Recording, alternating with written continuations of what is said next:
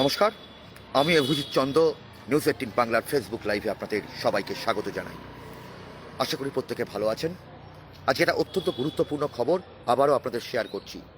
চারপাশের যে কি ভয়াবহ পরিস্থিতি আবারও আপনারা পর্যবেক্ষণ করবেন। ঘটনার সূত্রপাত বেশ কিছুদিন আগে ডায়মন্ড হারবার মেডিকেল কলেজ,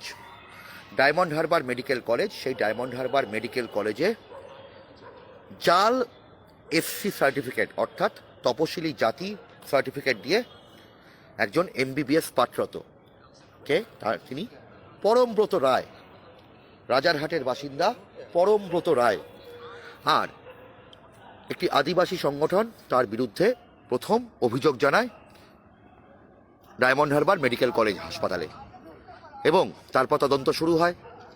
এবং তদন্তের পর জানা যায় যে সত্যি এখনো পর্যন্ত যেটুকু তদন্তের অভিমুখ যে জাল এসসি সার্টিফিকেট।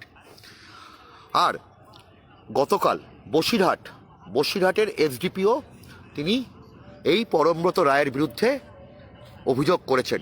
আগামীকাল সল্টলেক ইলেকট্রনিক কমপ্লেক্স থানায় রাজ্য স্বাস্থ্য দপ্তর অভিযোগ করছে এই পরমব্রত রায়ের বিরুদ্ধে।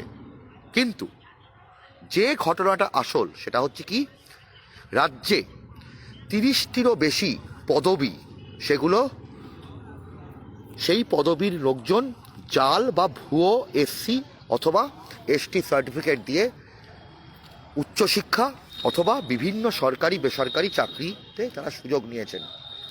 কি ভুয়ো এই পদবি ব্যবহার করা হয়েছে না, রায়, সরকার, সাহা, মণ্ডল, মিদ্যা, মোহাম্মদ, এরকম নানান পদবি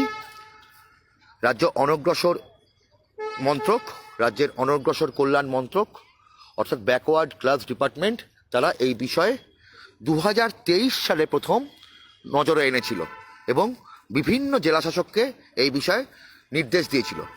কিন্তু যথারীতি সরকারি লাল ফিতের ফাঁস, সেই নির্দেশ আকারেই রয়ে গেছিল।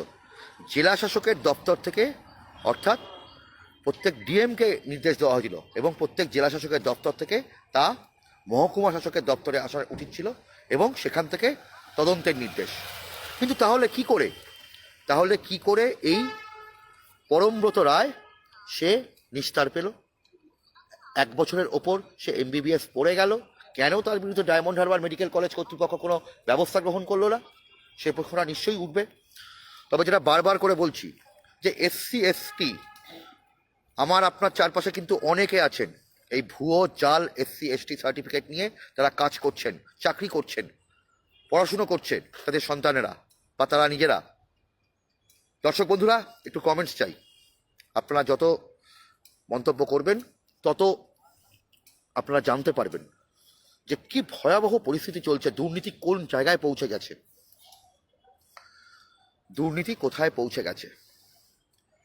যে দিনের পর মণ্ডল কমিশনের থেকে যে এই সমাজের পিছিয়ে পড়া যে মানুষগুলোকে আরও সামনের দিকে এগিয়ে আনার যে প্রয়াস শুরু হয়েছিল, সেই প্রয়াসকে কতটা খারাপভাবে ব্যবহার করা হয়েছে এবং SC ST সার্টিফিকেট কীভাবে জাল করা হয়েছে দিনের পর দিন ধরে। এবং রাজ্যে 30টির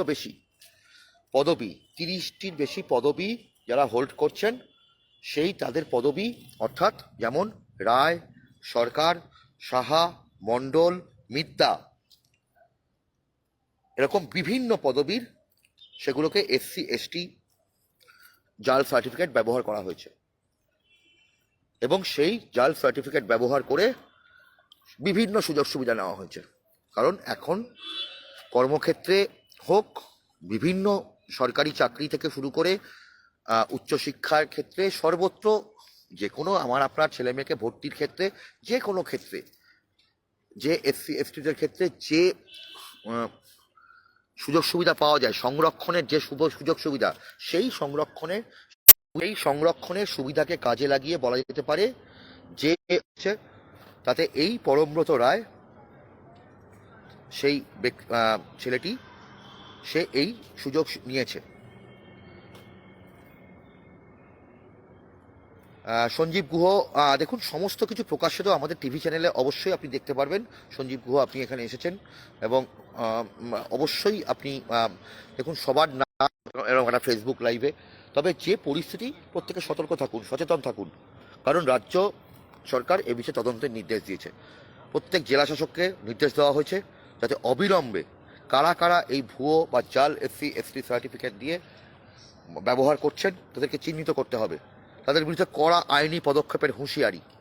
আশা করব যে আগামী দিন যেন অনেক বেশি মানুষ সতর্ক থাকে, সচেতন থাকে, কারণ যারা জেনারেল কাস্টে, যারা সাধারণ জেনারেল কাস্টে রয়েছেন তারা বঞ্চিত হচ্ছেন, বিভিন্ন মানুষ বঞ্চিত হচ্ছেন, যারা এই ফেক ভুয়ো জাল এসসি এসটি সার্টিফিকেট বার করেছেন, যারা বিভিন্ন সুযোগ সুবিধা নিয়েছেন।